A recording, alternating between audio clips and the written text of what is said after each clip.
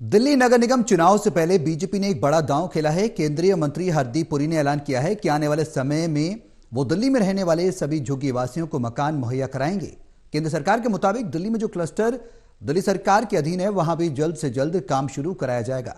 BJP ने आरोप लगाया कि दिल्ली सरकार अपने अधीन आने वाले क्लस्टर में झुग्गी वासियों को पक्का मकान दिलाने में देरी का काम कर रही है। इसी मुद्दे को लेकर हमारे संवाददाता प्रणय शर्मा ने बात की बीजेपी के सांसद रमेश बिधूड़ी से। हमारे साथ बीजेपी के सांसद रमेश बिधूड़ी मौजूद हैं। रमेश जी, जो घोषणा आज की है केंद्रीय मंत्री हरदीप पुरी के द्वारा, आसान भाषा में अगर उसे समझा जाए तो ये झुग्गी वासियों के लिए एक बहुत बड़ी सौगात है जो केंद्र सरकार देने जा रही है। वो क्या सौगात है?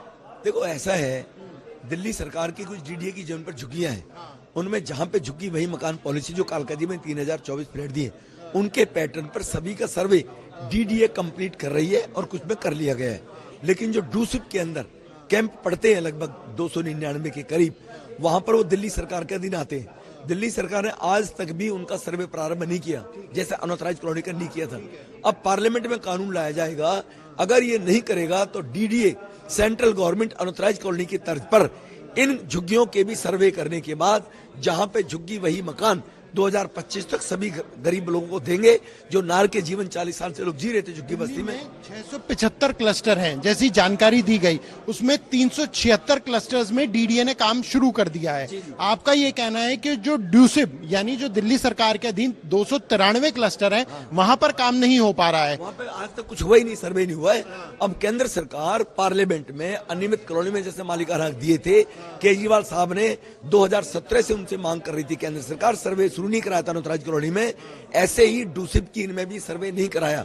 अगर केजरीवाल सर्वे नहीं कराएगा, मार्च तक उनमें शुरू करेगा, तो केंद्र सरकार अगले पार्लियामेंट सेशन में कानून लाकर इन 299 जो डूसिप की लैंड पर कॉलोनी झुग्गियां हैं, इनको भी इसी प्रकार से जहां पे झुग्गी वही मकान देने का काम भारत सरकार मोदी साहब करेंगे। और जो एफआरए बढ़ाने की बात की गई है और उसे कहा जा रहा है कि ये उनके जीवन में एक बड़ा बदलाव लाएंगे, तो ये एफआरए झुग्गियों को लेकर है या डीडीए की कॉलोनीज को लेकर? डीडीए के एलआईजी, एमआईजी, एसएफएस के फ्लैट हैं, जिसको 78 में डीडीए ने फ्लैट दिया, आज उसकी 3 गुना जनरेशन बढ़ गई।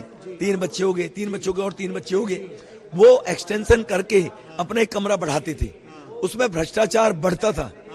अब उनको एफआईआर बढ़ाने के लिए, एफआईआर बढ़ाने के उनको परमिशन दे दी है।